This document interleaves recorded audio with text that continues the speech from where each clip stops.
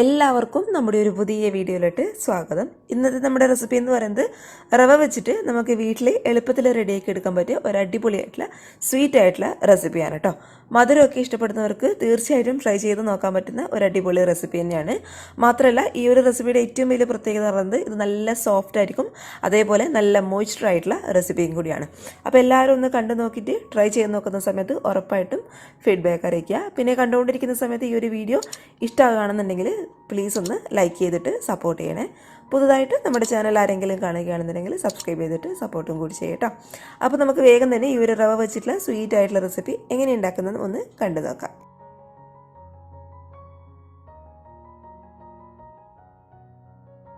ഈ ഒരു റെസിപ്പി റെഡിയാക്കി എടുക്കാൻ വേണ്ടിയിട്ട് ഇതുപോലൊരു പാന് ഞാൻ സ്റ്റൗവിൽ വെച്ച് കൊടുത്തിട്ടുണ്ട് കേട്ടോ.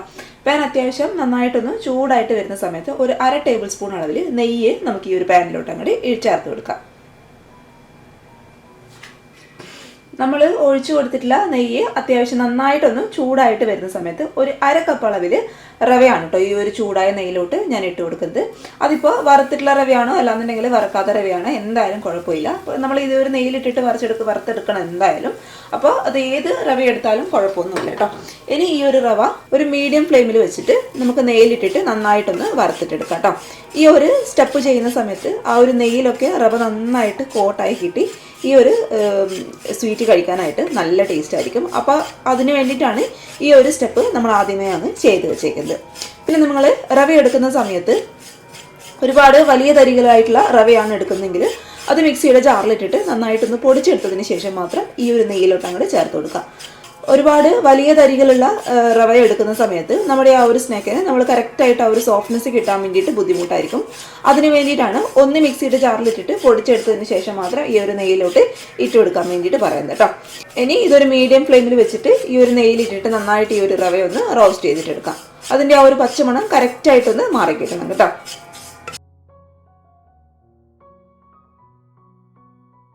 നമ്മൾ ചേർത്ത് കൊടുത്തിട്ടുള്ള ഈ ഒരു റവ നെയ്യിൽ കിടന്നിട്ട് നന്നായിട്ട് റോസ്റ്റായി നല്ലൊരു മണം വരുന്നുണ്ട് കേട്ടോ.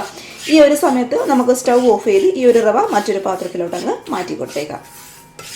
ആ ഒരു റവ മറ്റൊരു പാത്രത്തിലോട്ട് മാറ്റി കൊടുത്തിട്ട് അതേ ഒരു പാനിൽ തന്നെ 1 കപ്പ് അളവിൽ പാലാണ് കേട്ടോ ഞാൻ ഒഴിച്ചു കൊടുക്കുന്നത്.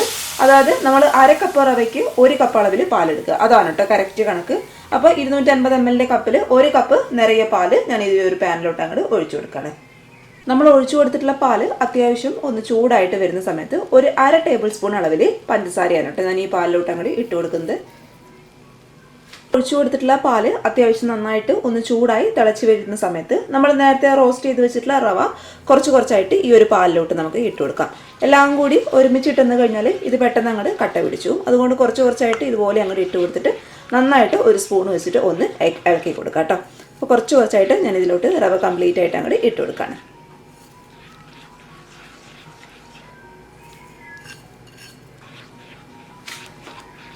ഈ ഒരു സമയത്തേക്ക് തീ എന്ന് പറയുന്നത് ഒരു മീഡിയം ഫ്ലെയിമിൽ വെച്ചോളൂ. ഒരുപാട് ഹൈ ഫ്ലെയിമിൽ വെച്ചെന്ന് കഴിഞ്ഞാൽ ആ ഒരു റവ നമുക്ക് ഈ ഒരു പാലിൽ കിടന്നിട്ട് കറക്റ്റായിട്ട് വെന്ത് കിട്ടില്ല കേട്ടോ. അതുകൊണ്ട് ഒരു മീഡിയം ഫ്ലെയിമിൽ വെച്ചിട്ട് വേണം നമ്മൾ ഈ ഒരു റവ കംപ്ലീറ്റ് ആയിട്ട് അങ്ങോട്ട് വേവിച്ചിട്ടെടുക്കാൻ വേണ്ടിയിട്ട്. അപ്പോൾ നന്നായിട്ട് ഇളക്കി കൊടുക്കുക, അല്ലാന്നുണ്ടെങ്കിൽ ഈ റവ പെട്ടെന്ന് അങ്ങോട്ട് കട്ട പിടിച്ചു പോകും.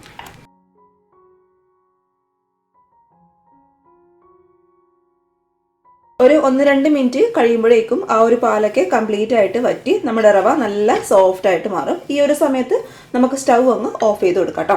അവസാനമായിട്ട് ഞാൻ ഇതിലോട്ട് ചേർത്ത് കൊടുക്കാൻ വേണ്ടിയിട്ട് പോകുന്നത് ഒരു 1/4 ടേബിൾ സ്പൂൺ അളവിൽ നെയ്യാണ് കേട്ടോ. ആ ഒരു നല്ല ഫ്ലേവർ കിട്ടാൻ വേണ്ടിയിട്ടാണ് ഒരു 1/4 ടേബിൾ സ്പൂൺ അളവിൽ സ്റ്റൗ ഓഫ് ചെയ്ത് കൊടുത്തതിന് ശേഷം നെയ്യ് നമ്മൾ ഇതിലോട്ട് അങ്ങോട്ട് ചേർത്ത് കൊടുക്കുന്നത്. ഇനി നന്നായിട്ട് വീണ്ടും ഒന്ന് മിക്സ് ചെയ്ത് കൊടുത്തതിന് ശേഷം ഈ ഒരു റവയുടെ മിക്സ് നമുക്ക് മറ്റൊരു പാത്രത്തിലോട്ട് അങ്ങ് മാറ്റി കൊടുത്തേക്കാം. ഇനി ഈ ഒരു റവ നമുക്ക് കൈ ഉപയോഗിച്ചിട്ട് തന്നെ നന്നായിട്ടൊന്ന് കുഴച്ചിട്ടെടുക്കാം. കയ്യിൽ കുറച്ച് ഓയിലൊക്കെ തടവി കൊടുത്തിട്ട് കുഴച്ചെടുക്കുകയാണെന്നുണ്ടെങ്കിൽ നമ്മുടെ റവ നമുക്ക് കുഴച്ചെടുക്കുന്ന സമയത്ത് തന്നെ നല്ല സോഫ്റ്റായിട്ട് അങ്ങോട്ട് കുഴച്ചെടുക്കാൻ വേണ്ടിയിട്ട് പറ്റും കേട്ടോ. അപ്പോൾ ഇളം ചൂടോടുകൂടി തന്നെ വേണം നമ്മളിത് കുഴച്ചെടുക്കാൻ വേണ്ടിയിട്ട്. ഒരുപാട് ചൂടങ്ങ് മാറിക്കഴിഞ്ഞാൽ ആ ഒരു സോഫ്റ്റ്നെസ് അങ്ങ് നഷ്ടപ്പെട്ടു പോകും കേട്ടോ. അപ്പോൾ ഇളം ചൂടിൽ കയ്യിൽ കുറച്ച് ഓയിലൊക്കെ തടവി കൊടുത്തിട്ട് നല്ല സോഫ്റ്റായിട്ട് നമുക്ക് ഈ ഒരു റവ ആദ്യം ഒന്ന് കുഴച്ചിട്ടെടുക്കാം. അപ്പോൾ കണ്ടില്ലേ, റവ ഇതുപോലെ നല്ല സോഫ്റ്റ് ആയിട്ട് ഞാൻ ഇതുപോലെ ഒന്ന് കുഴച്ചെടുത്തിട്ടുണ്ട്. നമ്മളിങ്ങനെ തൊട്ട് നോക്കുന്ന സമയത്ത് നല്ല സോഫ്റ്റ് ആയിരിക്കണം നമ്മുടെ റവ എന്ന് പറയുന്നത്. ഇതുപോലുള്ളൊരു പാത്രത്തിൽ വെച്ചിട്ട് കുഴച്ചെടുക്കാൻ ബുദ്ധിമുട്ടാണെന്നുണ്ടെങ്കിൽ നല്ല നീറ്റായിട്ടുള്ള ഒരു കൗണ്ടർ ടോപ്പിൽ വെച്ചിട്ട് കുഴച്ചെടുത്താലും മതി കേട്ടോ. ആ ഒരു റവ നല്ല സോഫ്റ്റ് ആയിട്ട് കുഴച്ചെടുക്കാൻ വേണ്ടിയിട്ട് പറയുന്നതിൻ്റെ കാരണം, ഈ ഒരു റവ നന്നായിട്ട് കുഴച്ചെടുത്താൽ മാത്രമേ നമ്മൾ ഉദ്ദേശിക്കുന്ന രീതിയിലുള്ള സോഫ്റ്റ്നെസ് ഈ ഒരു സ്വീറ്റിന് കിട്ടുള്ളൂ കേട്ടോ. നന്നായിട്ട് ആ ഒരു ഷുഗർ സിറപ്പൊക്കെ അബ്സോർബ് ചെയ്യണമെന്നുണ്ടെങ്കിൽ റവ ആദ്യം നമ്മൾ നന്നായിട്ട് സോഫ്റ്റ് ആയിട്ട് കുഴച്ചെടുക്കണം. നമുക്ക് ഈ ഒരു മാവെല്ലാം കൂടി ഇഷ്ടമുള്ള രീതിയിൽ ഒന്ന് ഷേപ്പ് ചെയ്തിട്ട് എടുക്കാം കേട്ടോ. ഞാനിപ്പോൾ ഇതേ ഈ ഒരു മാവിൽ നിന്നും കുറച്ച് മാവെടുത്ത് കൈയുടെ അടിയിൽ വെച്ചിട്ട് നന്നായിട്ടൊന്ന് ഉരുട്ടിയിട്ടെടുക്കുകയാണ്. അതിനുശേഷം ഇത് ഈ ഒരു ഷേപ്പിലാണ് കേട്ടോ ഞാനിത് ഈ ഒരു സ്വീറ്റ്നെസ് ഉണ്ടാക്കാൻ വേണ്ടിയിട്ട് പോകുന്നത്. റൗണ്ട് അല്ല, കറക്റ്റ് ഇത് ഈ ഒരു ഷേപ്പിൽ.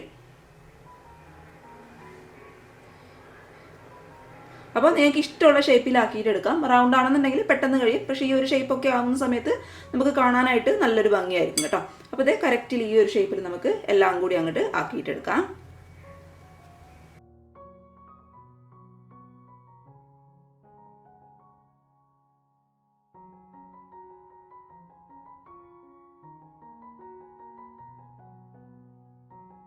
ഈ ഒരു രീതിയിൽ ഞാൻ എല്ലാം ഒന്ന് ഷേപ്പ് ചെയ്ത് എടുത്തിട്ടുണ്ട് കേട്ടോ.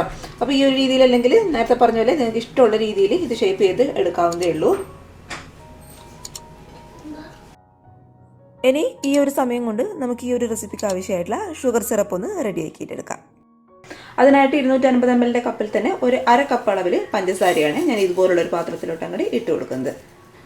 ഇതിലോട്ട് നമുക്കിനി അതേ ഒരു സെയിം കപ്പിൽ തന്നെ അര കപ്പ് അളവിൽ സാധാരണ വെള്ളം കൂടി ഒഴിച്ചു കൊടുക്കാം. ഇനി ഈ ഒരു പഞ്ചസാര ആ ഒരു വെള്ളത്തിൽ കിടന്ന് നന്നായിട്ടൊന്ന് ഉരുകി വരട്ടെ. കൊടുത്തിട്ടുള്ള പഞ്ചസാരയൊക്കെ കറക്റ്റായിട്ട് മെൽറ്റായി ഇത് ഈ ഒരു പരുവത്തിൽ ആയി കിട്ടിയിട്ടുണ്ട് കേട്ടോ. ഈ ഒരു ഷുഗർ സിറപ്പ് വൺ സ്ട്രിങ് കൺസിസ്റ്റൻസിയിൽ ആവേണ്ട ആവശ്യമൊന്നുമില്ല. ആ ഒരു പഞ്ചസാര ജസ്റ്റ് ഒന്ന് മെൽറ്റായി കിട്ടിയാൽ മാത്രം മതി. ഇനി നല്ലൊരു ഫ്ലേവറിന് വേണ്ടിയിട്ട് ഇതിലോട്ട് ഞാൻ ഒഴിച്ചു കൊടുക്കാൻ വേണ്ടിയിട്ട് പോകുന്നത് ഒരു 1/4 ടേബിൾ സ്പൂൺ അളവിൽ റോസ് വാട്ടർ, അതായത് പനീറാണ് കേട്ടോ. അതേപോലെ ഒരു നുള്ള് ചെറുനാരങ്ങയുടെ നീരും കൂടി ഞാൻ ഒഴിച്ചു കൊടുക്കുകയാണേ. ഇനി ഇതെല്ലാം കൂടി നന്നായിട്ടൊന്ന് മിക്സ് ചെയ്ത് കൊടുത്ത് നമുക്ക് സ്റ്റവ് ഒന്ന് ഓഫ് ചെയ്ത് കൊടുത്തേക്കാം. ഇനി നമുക്കിത് ചൂടുള്ള എണ്ണയിലോട്ടിട്ടിട്ട് നന്നായിട്ടൊന്ന് ഫ്രൈ ചെയ്തിട്ട് എടുക്കാം കേട്ടോ. ഫ്രൈ ചെയ്തെടുക്കുന്ന സമയത്ത് തീ ഒരു മീഡിയം ഫ്ലെയിമിൽ വെച്ചോളൂ. ഒരുപാട് ഹൈ ഫ്ലെയിമിൽ വെച്ചെന്ന് കഴിഞ്ഞാൽ ആ ഒരു ഉള്ളൊക്കെ വെന്ത് കിട്ടാനായിട്ട് ബുദ്ധിമുട്ടായിരിക്കും. അതുകൊണ്ട് ഒരു മീഡിയം ഫ്ലെയിമിൽ വെച്ചിട്ട് ഇത് പതുക്കെ തിരിച്ചു മറിച്ചിട്ടിട്ട് നന്നായിട്ടൊന്ന് വേവിച്ചിട്ടെടുക്കാം.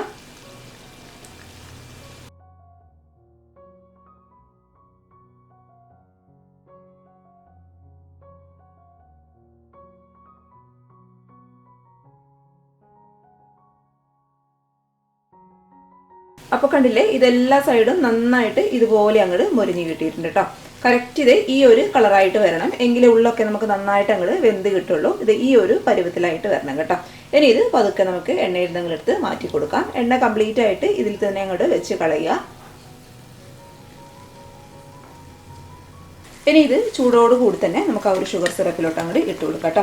ഇട്ട് കൊടുക്കുന്ന സമയത്ത് പ്രത്യേക ഒരു കാര്യം ശ്രദ്ധിക്കുക. നമ്മുടെ ഈ ഒരു സ്നാക്കിനും അതേപോലെ നമ്മുടെ ഈ ഒരു ഷുഗർ സിറപ്പിനും നല്ല ചൂടുണ്ടായിരിക്കണം, എങ്കിലേ കറക്റ്റായിട്ട് ആ ഒരു റവയൊക്കെ നന്നായിട്ട് ആ ഒരു ഷുഗർ സിറപ്പ് അങ്ങോട്ട് അബ്സോർബ് ചെയ്യുള്ളൂ കേട്ടോ.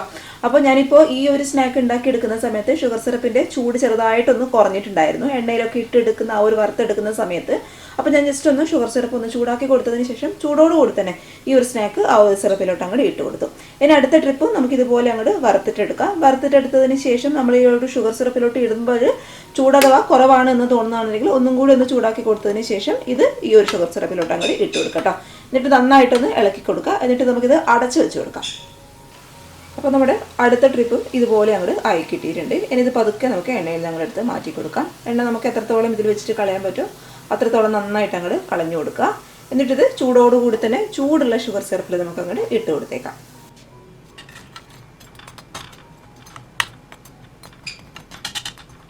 ചുരുങ്ങിയത് 1 മണിക്കൂറെങ്കിലും നമുക്ക് നന്നായിട്ട് ഒന്ന് അടച്ചു വെച്ച് കൊടുക്കാം കേട്ടോ. അപ്പോഴാണ് കറക്റ്റായിട്ട് ആ ഒരു ഷുഗർ സിറപ്പൊക്കെ നന്നായിട്ട് റവ അബ്സോർബ് ആയിട്ട് ഇരിക്കുകയുള്ളൂ, നല്ല സോഫ്റ്റ് ആയിട്ട് മാറുള്ളൂ. അപ്പോൾ ചൂടോടുകൂടി തന്നെ 1 മണിക്കൂർ നമുക്ക് നന്നായിട്ടൊന്ന് അടച്ചു വെച്ച് കൊടുക്കാം. അപ്പോൾ കറക്റ്റ് ഒരു 1-1.5 മണിക്കൂർ കൊണ്ട് നമ്മുടെ ഈ ഒരു സ്നാക്കൊക്കെ ഷുഗർ സിറപ്പൊക്കെ നന്നായിട്ട് എബ്സോർബായി നല്ല സോഫ്റ്റായിട്ട് ഇരിപ്പുണ്ട് കേട്ടോ. ഇത് നമ്മൾ എത്രത്തോളം ആ ഒരു ഷുഗർ സിറപ്പിൽ ഇട്ട് വയ്ക്കുന്ന അത്രത്തോളം നല്ല സോഫ്റ്റായിട്ട് മാറും. പിന്നെ ഈ ഒരു റെസിപ്പിക്ക് ഒന്ന് തണുപ്പിച്ച് കഴിക്കുമ്പോഴായിരിക്കും കൂടുതൽ ടേസ്റ്റ് ഉണ്ടാവുക. ഏകദേശം നമ്മുടെ ആ ഒരു ഗുലാബ് ജാമിൻ്റെ ഒരു സെയിം ടേസ്റ്റ് തന്നെയാണ് ഇട്ടത്. പക്ഷേ നല്ല സോഫ്റ്റായിട്ടുള്ള ഒരു സൂപ്പറായിട്ടുള്ള റെസിപ്പിയാണ് ഇത് നമ്മൾ കഴിക്കുന്ന സമയത്ത് റവ വെച്ചിട്ടാണ് ഉണ്ടാക്കിയെന്ന് ഒരിക്കലും മനസ്സിലാവില്ല കേട്ടോ. അത്ര ആ ഒരു ഷുഗർ സിറപ്പൊക്കെ കറക്റ്റായിട്ട് എബ്സോർബായി നല്ല സോഫ്റ്റ് ആയിട്ടുള്ള അടിപൊളിയായിട്ടുള്ള റെസിപ്പിയാണ് കേട്ടോ.